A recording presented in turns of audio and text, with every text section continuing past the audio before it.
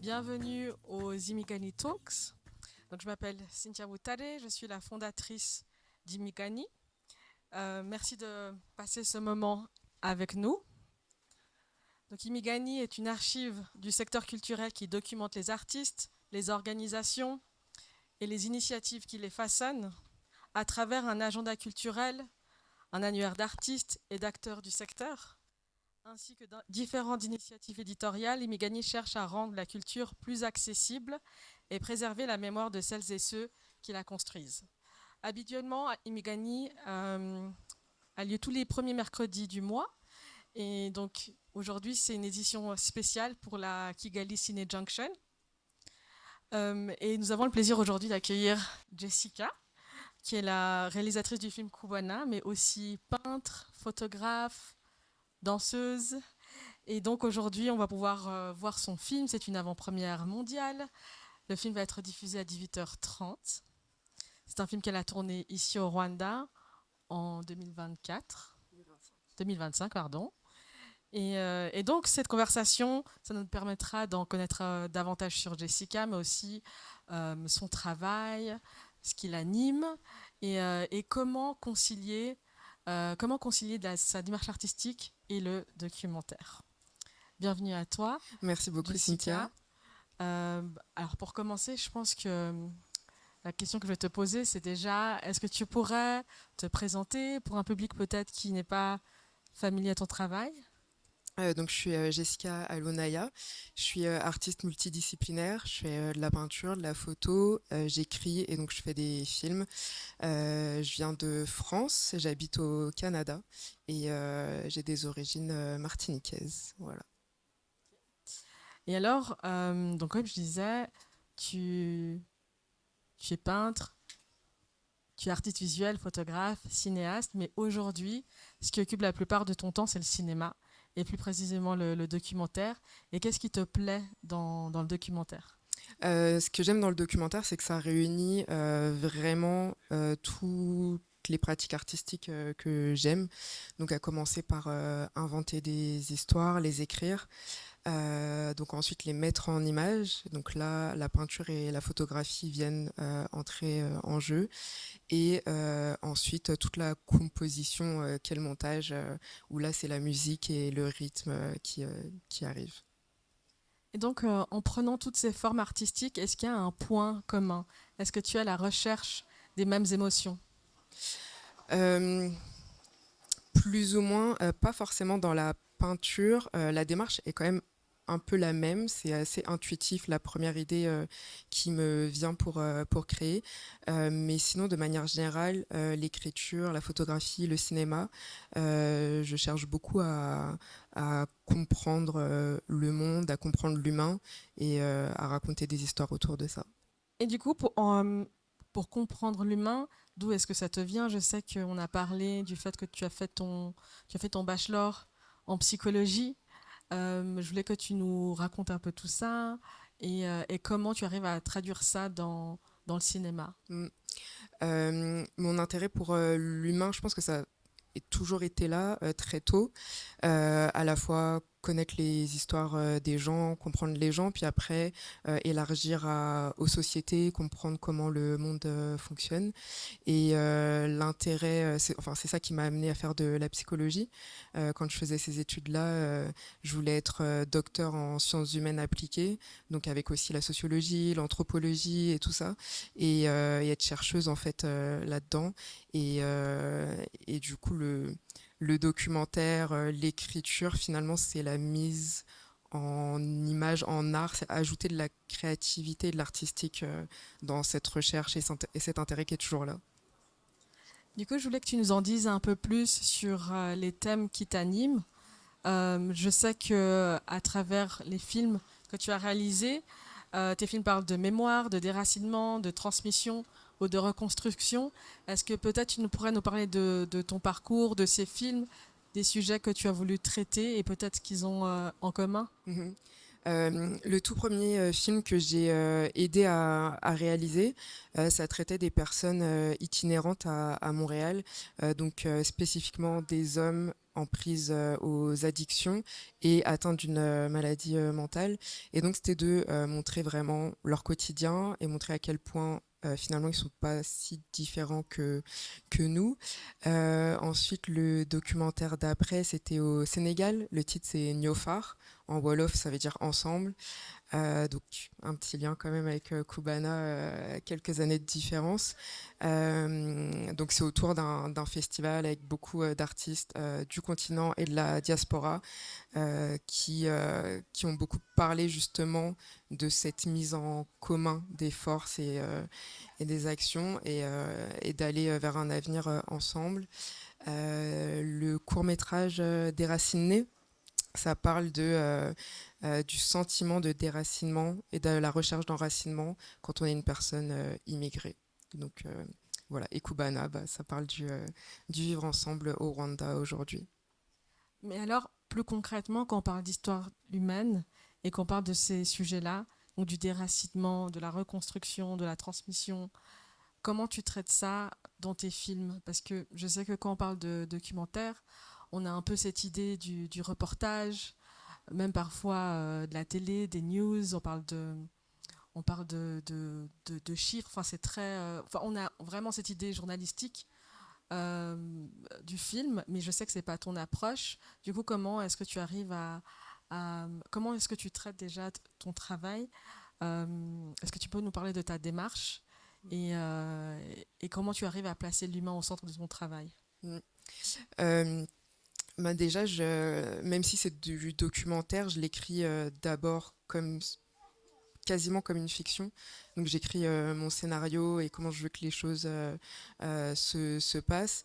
Il y a tout un traitement visuel, aussi bien dans l'image que dans les tenues des personnes, les coiffures des personnes, etc. Il y a des mises en scène, donc il y a une direction artistique qui est assez importante. Et en fait, tout ça, c'est pour que vraiment accompagner le sujet et l'humain, parce que quand ça traite de sujets qui peuvent être assez lourds, je trouve que d'englober ça, d'accompagner ça en fait par la forme artistique, ça aide à accompagner justement les émotions qui peuvent en découler. Et moi, ce que j'entends dans ce que tu me racontes, c'est qu'il y a des éléments qui sont peut-être empruntés de la fiction, vu que tu interviens au niveau euh, du vêtement, du dress code. Je sais que là, tu as parlé de mise en scène. Comment ça t'est venu, cette idée d'emprunter des éléments de la fiction dans du documentaire? Je pense que particulièrement pour ce film-là, c'était qu'il y a certains propos et certains sujets qui peuvent être émotionnellement très lourds et très difficiles. Et, euh, et du coup, j'ai vraiment voulu accompagner ça par des images, de la mise en scène.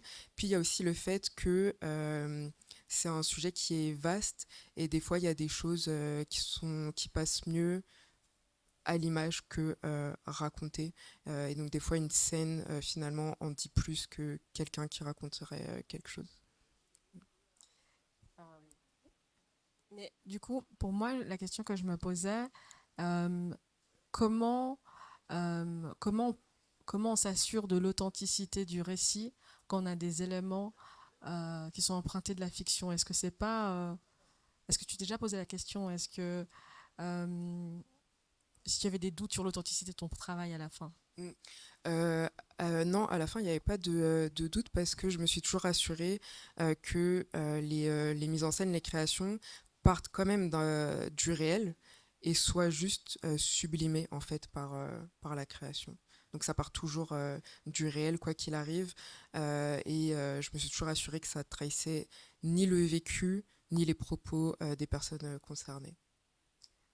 Et alors, qu'est-ce que tu vas chercher? Je pense que tu me disais, quand tu cherches des lieux, tu t'intéresses à la texture, peut-être aux couleurs. Est-ce que tu peux nous parler un peu plus de ça? Qu'est-ce qui attire ton œil en tant qu'artiste? Mm.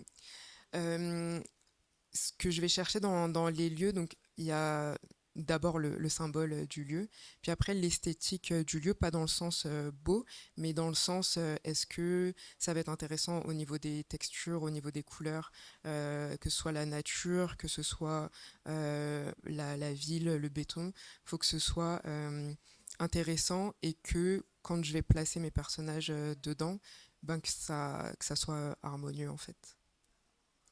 En fait, moi, je n'ai pas encore vu le film, donc je vais le découvrir tout à l'heure avec tout le monde. Par contre, j'ai vu la bande-annonce, j'ai vu beaucoup de plans photos, de plans où tu t'intéresses réellement à la composition. Et est-ce que tu trouves pas qu'il y a un lien avec les autres formes artistiques qui t'intéressent? Tu t'intéresses à la peinture, donc je me demandais si tu voyais une influence. Oui, complètement. La photo, c'est sûr que ça influence tout ce qui va être cadrage, composition de l'image, et la peinture, aussi la composition, mais aussi le choix des couleurs finalement. Donc par rapport à ce film, Kuvana, c'est ton cinquième. Mm. Euh, Pourquoi ce choix d'avoir fait ce film au Rwanda? Est-ce que tu peux nous en dire un peu plus? Comment tu t'es retrouvé ici? Quelle a été ta démarche? Mm. Donc je suis venue ici pour la première fois en 2019. À la base, j'avais une idée d'un film dont le titre était Résilience. Donc j'avais commencé à faire quelques recherches, à écrire des petites choses et en fait très très rapidement en parlant avec les gens, en faisant des premières interviews, les rencontres dans la vie et tout ça, en expérimentant le pays, j'ai vu que ça correspondait pas du tout à l'actualité, à la réalité. Et donc je partageais ce sentiment-là. Et à un moment donné, il y a quelqu'un qui m'a dit, mais en fait, ce que tu me décris, c'est le Kubana. Et donc là, il m'a expliqué toute la philosophie en fait du Kubana au Rwanda. Donc ça, c'était à peu près au bout de 2 mois. Et donc, je me suis mise en pause. Et un mois après, j'ai commencé à réécrire ce nouveau film autour de ça, du vivre ensemble. Mais déjà, parce que là, tu as un peu survolé, comment tu t'es retrouvé au Rwanda? Quel projet t'a amené de base avant même de penser à résilience?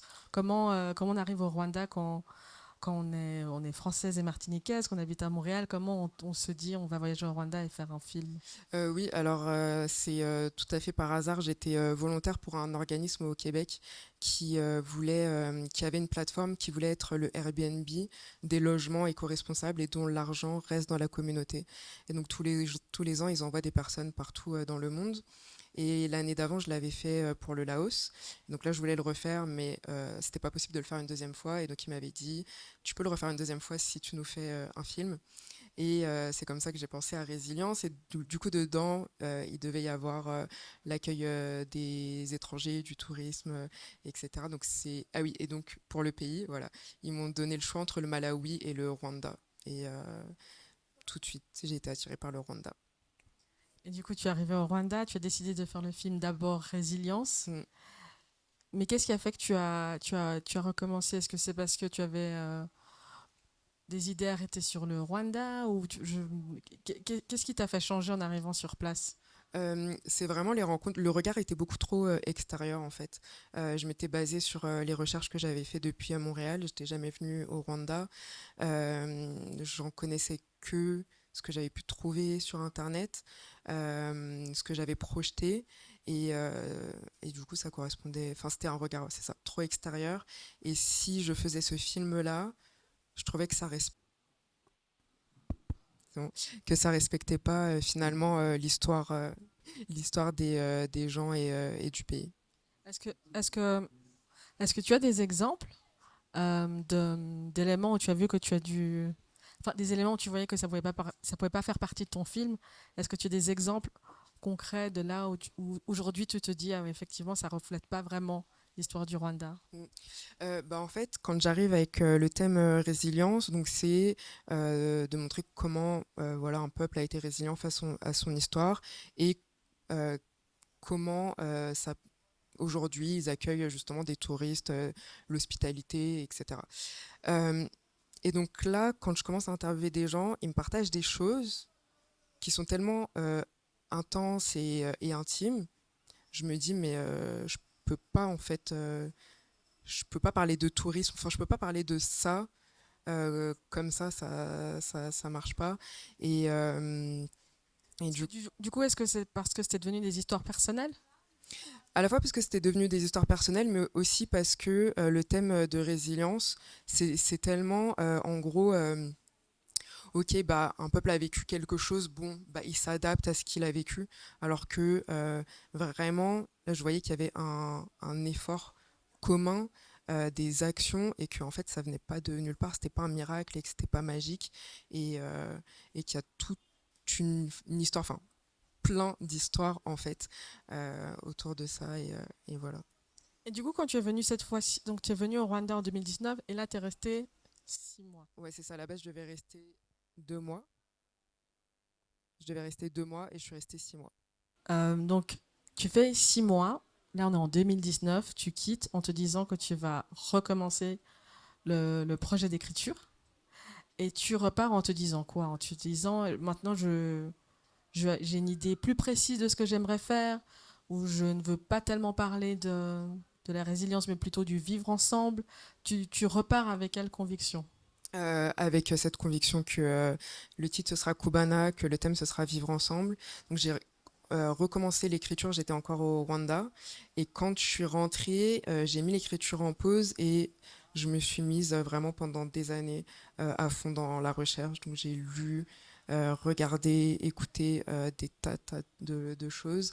Et en ayant toujours cet objectif que le film ce sera ça. Du coup, tu repars. Je sais que ça t'a pris 6 ans pour l'écrire. Est-ce que tu peux nous expliquer ce qui s'est passé pendant ces 6 ans? Est-ce que un projet d'écriture prend 6 ans? Peut-être pourquoi ça prend ce temps-là, en fait, pour mûrir une idée? Un projet d'écriture, c'est quand même toujours plus ou moins long, mais là, pour ce sujet-là, j'ai dû faire des pauses, donc écrire, laisser reposer, revenir à l'écriture, laisser reposer, revenir. Et puis surtout, il a fallu vraiment que je m'imprègne de l'histoire, que j'en apprenne le maximum. Et, euh, et donc, c'est un processus long, intense, et ce temps-là était vraiment nécessaire. Et du coup, quand on écrit un projet documentaire, donc ce n'est pas de la fiction, qu'est-ce qu'on écrit? Comment on arrive à donner forme à une histoire qu'on n'a pas encore filmée? Finalement, des personnes, on n'est pas certain de ce qu'ils vont nous raconter. Qu'est-ce qu'on y met dans ce document? Bah là, c'est vrai que l'avantage, c'est que j'avais déjà rencontré pas mal de personnes. Et ensuite, les autres personnes que j'ai ajoutées, j'ai pu faire des interviews avant le film, ou alors trouver des interviews d'eux en ligne, des vidéos, etc. Donc, je savais déjà à peu près ce que les personnes pouvaient raconter. Et ensuite, j'ai vraiment écrit l'histoire comme si c'était un scénario de fiction. Donc, il y avait les thèmes que je voulais aborder et la façon dont je voulais articuler l'histoire. Donc, j'ai vraiment écrit comme si ça allait être un film de fiction. Et les dialogues, c'était vraiment soit ce que j'avais déjà partagé avec les personnes, ce que les personnes m'avaient partagé, soit ce que j'avais trouvé sur Internet. Donc, du coup, dans ce type de document, tu mets aussi, enfin, pas seulement de quoi vont porter les discussions, mais tu mets aussi du dialogue. Ouais, il y a vraiment le texte comme si c'est ce qui allait être dit pendant le tournage. Et ça, c'est pour la mise en scène ou même pas? Non, c'est vraiment le scénario, donc il y a tout dedans. Qu'est-ce qu'on va voir à l'image, qu'est-ce qu'on va entendre, tout. Ok. Mm. Du coup, je sais que ce document fait 60 pages, c'est ce que tu m'as dit. Mais, et du coup, quand tu as tourné ce film, est-ce que ce film correspond aux 60 pages? Quasiment pas. Mm. Et qu'est-ce qui s'est passé entre les deux, entre ce que tu as écrit et le film terminé? Donc ce qui s'est passé, c'est le tournage, le montage. C'est aussi que en l'écrivant, je savais que ça allait pas ressembler à ça à la fin. C'est que ça donne vraiment une feuille de route pour savoir déjà de quoi j'ai envie de parler, de savoir les questions que je vais poser et tout ça. Et donc qu'est-ce qui s'est passé? Donc bah c'est le tournage, c'est le moment où ça a été tourné, qu'est-ce qui s'est passé à ce moment-là. Et une fois qu'il y a ça, au montage, il y a encore une nouvelle écriture du film. Et qu'est-ce que tu avais dans ce document, par exemple, en termes de paysage, en termes de protagonistes, en termes de mise en scène? Qu'est-ce que tu avais imaginé? Qu'est-ce qui était important pour toi? Ce qui était important pour moi, c'était déjà le choix des personnages. Donc ça, par contre, par rapport au scénario, il n'y a que deux différences de personnages. Puis, vraiment, le, le sujet, en fait. Vraiment amener les personnes à parler de certains thèmes pour le sujet. Ce qui est important aussi, c'était beaucoup l'image. Vraiment les lieux. Donc même si parfois j'avais pas les lieux exacts, je savais si par exemple je voulais de l'eau, si je voulais une colline, si je voulais de la terre, parce que ça représentait quelque chose par rapport au sujet. Du coup, quel lieu as-tu visité pour le film? Ou que Euh, tu as inclus dans le film? Ce que j'ai inclus dans le film, c'est Kigali et Kibuye. Ouais. Ok. Et du coup, on va voir, comme tu disais, des collines, de l'eau. Est-ce que il y a une symbolique que tu cherchais ou alors de la texture parce que je sais que c'est important pour toi? Ouais. Oui, il y a plusieurs symboliques que je cherchais en fait, sans trop en dire. Il y a par exemple une des protagonistes, Assunta, qui est la directrice du centre Iriba. Puis Iriba, ça veut dire la source. Donc il y avait quelque chose déjà que je voulais illustrer un peu par rapport à ça, une source d'eau. Puis aussi, l'eau, il y a le symbole du lac Kivu qui sépare le Rwanda de la RDC. Puis on sait comment ça se passe à l'est de la RDC et tout. Et comment ça s'est passé aussi pendant le génocide, que c'était un passage, etc. Donc il y a la symbolique à la fois au niveau de l'histoire et la symbolique à la fois juste au niveau de l'eau, en fait. Donc là, quand on reprend le thème de ton film, le vivre ensemble, c'est aussi un film qui parle du coup de réconciliation. Donc on parle de, du post-génocide, post-94. Quelle, quelle a été ta démarche artistique pour refléter le thème au-delà des interviews que tu as pu avoir? Euh, Ça a été vraiment de rendre quelque chose de très esthétique, de très doux, de très poétique. Il n'y a absolument aucune image du génocide ou d'image comme ça difficile. Il n'y a rien en fait qui pourrait faire revivre, presque rien qui pourrait faire revivre quelque chose de traumatique. Donc, c'était super important que l'image soit très douce. Donc c'est aussi pour ça que il y avait un code couleur. Je voulais pas qu'il y ait trop de couleurs différentes qui pourraient un peu surcharger la vue. Donc c'est pour ça qu'on reste dans un camailleux de couleurs qui est très similaire. Donc ouais, c'est vraiment rendre l'image douce. Du coup, si on reprend ce que tu dis par rapport aux couleurs, tu leur as fait porter quelle couleur pour commencer? Oui, les personnages avaient l'instruction de porter soit du vert, soit du bleu, soit du marron, soit du jaune, voire du beige. Voilà. Des couleurs unies aussi ou pas Non, ils forcément? pouvaient avoir des motifs. D'accord. Ouais.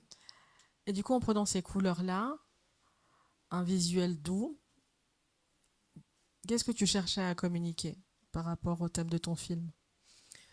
Euh, Ça, c'était vraiment pour englober le sujet. Puis aussi, peut-être inconsciemment, euh, d'habitude, quand on voit des reportages ou des documentaires sur le sujet, je trouve que c'est toujours enfin, un peu trash en fait, enfin, trop, ouais, Dans le sensationnel, sensationnel, pardon. ouais, un peu voyeuriste des fois, ou on a, je sais pas pourquoi on a tout le temps besoin de montrer autant de cruel et tout ça.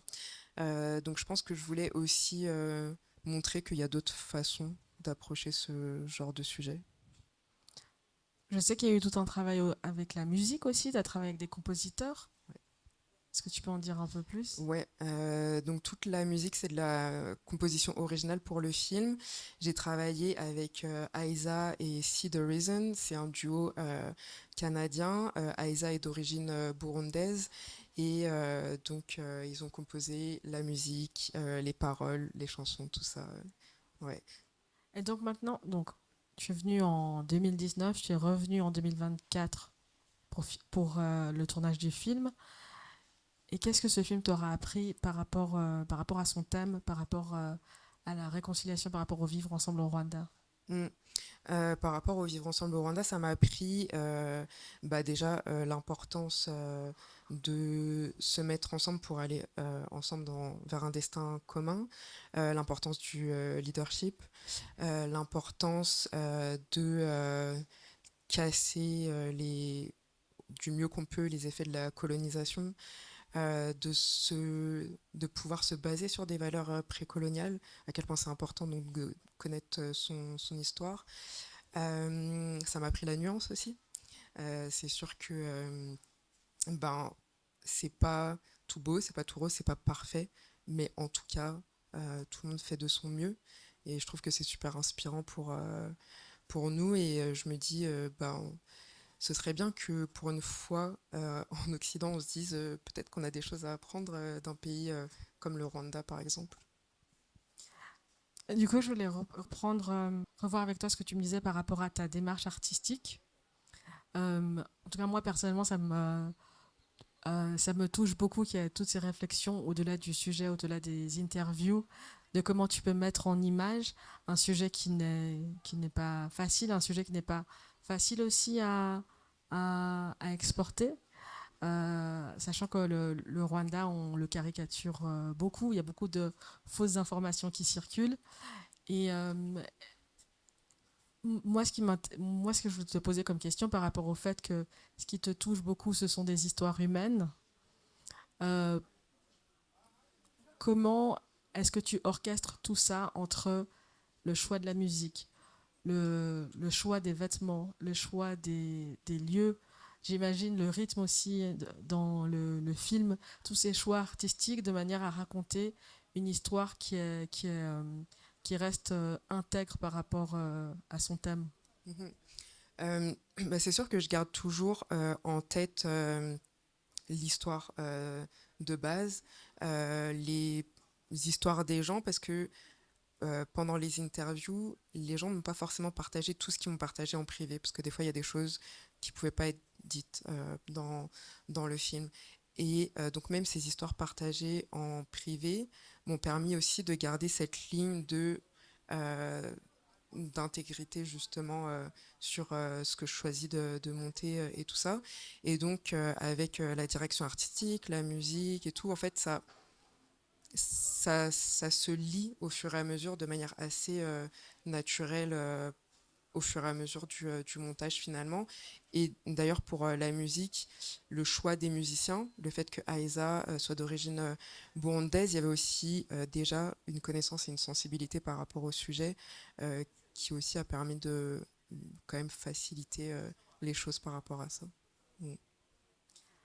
Et comment on s'entoure pour un projet comme celui-là? Donc là, je sais que tu as voyagé au Rwanda d'abord avec ton producteur, après tu es revenu avec ton DOP. J'imagine que tu es quelqu'un pour le drone. Donc tu as eu combien de personnes dans ton équipe? Donc on était majoritairement quatre avec le preneur de son et parfois on avait un assistant caméra et le drone. Donc on a fait en sorte de vraiment rester une petite équipe. Et comment tu leur partages, quand quand tu as ce genre de projet, comment tu leur partages ta démarche artistique pour que tout reste cohérent? Alors avant des mois avant le tournage, il y a donc déjà le scénario, mais il y a aussi le mood board, il y a aussi le storyboard. Donc des fois c'est des photos, des montages, des fois je vais carrément dessiner l'image que j'aimerais avoir. Et donc après avec le DOP, on discute de tout ça. Lui il ajoute aussi ses idées, sa vision, etc. Et et quand on est arrivé, lui, c'était la première fois qu'il venait au Rwanda. Donc, on essayait d'arriver assez tôt sur les lieux de tournage pour qu'il puisse aussi repérer tout ça et puis à nouveau ajouter ses idées. Aussi, une autre chose, c'est que quand il est arrivé, au bout de quelques jours, on lui a fait faire un tour avec un guide pendant 2 jours pour qu'il connaisse l'histoire du Rwanda et qu'il comprenne aussi à la fois pourquoi des fois telles images, pourquoi pas d'autres, et aussi comment se comporter avec les personnes qu'on allait interviewer. Et ensuite, comment s'est passé le travail de post-prod? Le travail de post-prod, donc après 2 mois de tournage, on rentre au Canada, et là c'était parti pour 9 mois de montage. Donc comment ça se passe? Ben, il y a le dérush déjà, où là on regarde vraiment toutes les images. Ensuite on classe par thème. Euh, Ensuite on regarde, ok, quel thème est encore dans l'histoire ou pas. Donc là on commence à monter une première histoire et au fur et à mesure, on enlève certaines choses pour avoir l'histoire finale la plus fluide, intéressante et rythmée possible. Combien d'heures de rush? Alors, on avait 28 heures de rush et quand j'ai mis les interviews bout à bout en gardant uniquement ce qui était intéressant, il y avait 9 heures. Donc 9 heures de discussion hyper intéressante. Parce que c'est pas difficile de se séparer de certains moments qui t'ont peut-être touché, mais il fallait garder une cohérence pour le film. Horrible. Horrible, c'est des deuils à faire, des deuils de personnages, des deuils de propos. C'est des choix hyper difficiles à faire, mais c'est ça, quand on garde son histoire en tête et sa vision, Euh, on n'hésite pas trop, mais c'est très difficile. Par exemple, il y avait tout un segment sur la religion qui était super intéressant, qui apportait beaucoup de réflexion derrière. Les images étaient magnifiques, mais ça rentrait juste plus dans l'histoire, quoi. Donc là, maintenant, quand on reprend tout le travail qui a été fait pour Cubana, pour ton film, en termes de démarche artistique, il y a le travail d'écriture qui a pris 6 ans.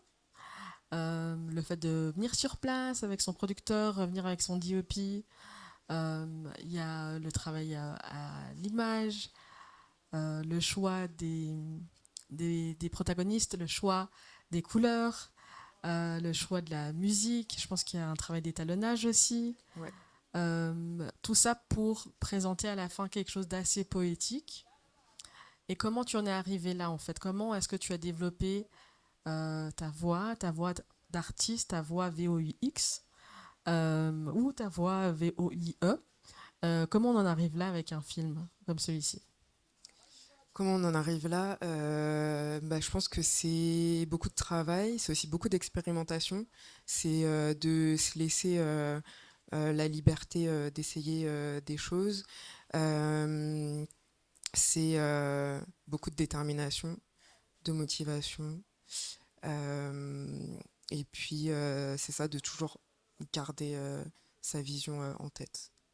Mais ce que je me demandais, vu que tu fais aussi de la photo, que tu fais aussi de la peinture, que tu danses, que tu fais des clips vidéo aussi, est-ce que tout ça vient nourrir le travail que tu fais? Ouais, complètement, surtout au niveau de la danse et des vidéoclips. Dans tous mes documentaires, il y a toujours de la danse à un moment donné. J'aime bien exprimer un propos avec le mouvement, en fait. Au-delà de la passion pour la danse, c'est aussi quelque chose que je trouve qui permet, c'est ça, encore une fois, d'accompagner l'émotion et le sujet d'une manière un peu plus douce, on va dire. Je- alors, je pense avoir vu dans la bande-annonce Manzimbaya, qui est danseur. Ouais. Donc, j'imagine que c'est pour ça que tu l'as choisi. On a déjà eu une discussion une fois, il me disait que dans plein de projets dans lesquels il a travaillé, son travail artistique, c'est de pouvoir transmettre l'émotion dans les mouvements et des choses qu'on n'arrive pas forcément à exprimer, verbaliser euh, avec la parole. Est-ce que c'est une démarche qui était la tienne? Est-ce que c'était ta démarche à toi aussi? Ouais, complètement. Complètement. C'est pour ça d'ailleurs que j'ai choisi de travailler avec lui. C'était le chorégraphe de tous les tableaux de danse. Et ça faisait un moment qu'on se connaissait via les réseaux. Et en fait, je savais que lui, c'était sa façon de travailler et de créer. Et donc, c'était le match parfait pour ça. Donc, pour chaque tableau, je lui ai donné le thème et ce que j'aimerais exprimer dedans. Et puis il a créé son tableau avec les danseurs et danseuses et voilà.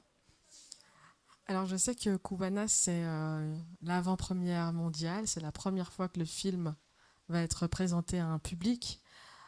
Pourquoi avoir fait ce choix de le faire au Rwanda? Mm. Pour moi, c'était une évidence déjà même avant que le tournage ait lieu. C'était clair et clair et net que les premières personnes qui devaient voir le film, c'était les personnes qui sont dedans, les Rwandais, et que ça devait se passer au Rwanda. Il y avait pas de négociation possible par rapport à ça. Et qu'est-ce que tu espères pour ce film? Quelle vie tu espères au film? Bah, j'espère qu'il va voyager dans le monde, bien sûr.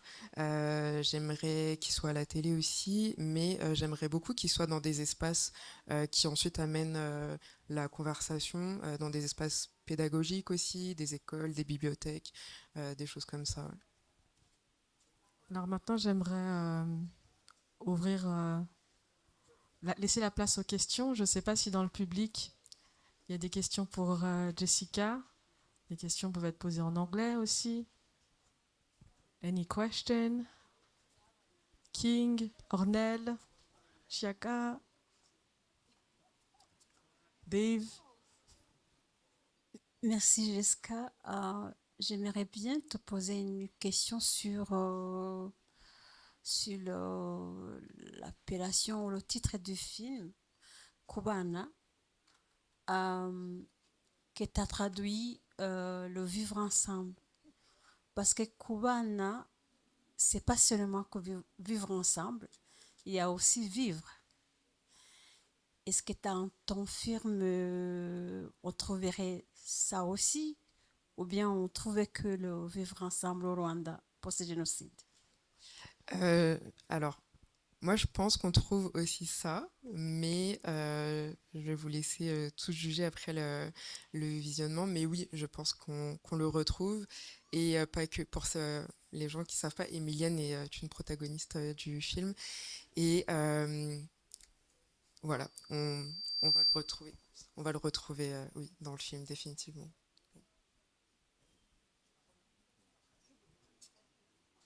Bonjour, je m'appelle Ronald. Je vois que tu me portes une très belle tenue jaune. Est-ce que tu l'as trouvé où? D'où ça vient? C'est un designer d'ici, c'est Kala Design qui l'a faite sur mesure. Voilà. Merci beaucoup. This is the personal question regarding her. You said you are an artist, so I wanted to ask if you have like a platform where you sell your arts, or like where we can see your what you do, like an Instagram or a website.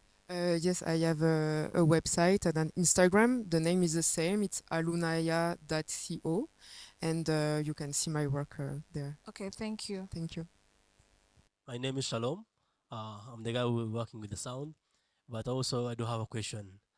Is she planning to do more films about Rwanda? Because I've heard that is a fifth film. Is she planning to do more films about Rwanda? And if yes, I would like to participate. I would like to volunteer in her film. Thank you so much. Thank you. Noted.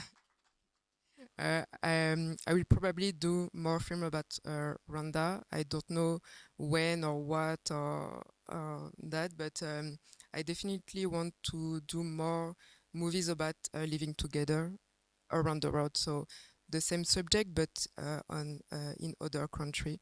But if I'm coming back in Rwanda for a movie, I will call you definitely. Bonjour, je m'appelle Yvan.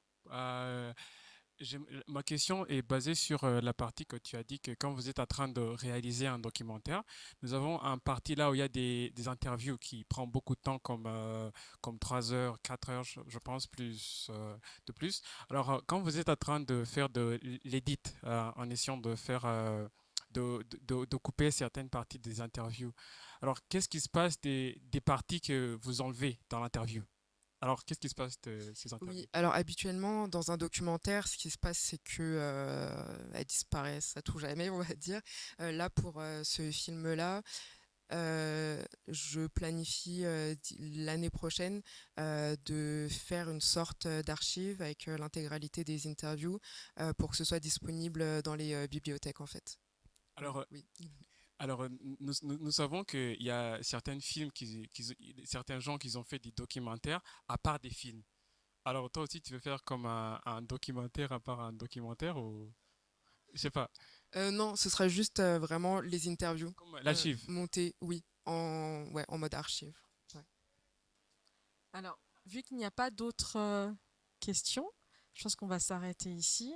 Déjà, dans un premier temps, merci beaucoup, Jessica. Merci à toi. Merci Merci beaucoup. pour cet échange.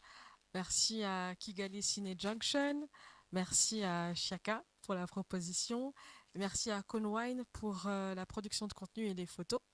Et le film va être projeté d'ici peu à 18h30. Et je vous invite tous à aller le voir, comme moi-même d'ailleurs. Merci beaucoup. Bonne Merci soirée. beaucoup.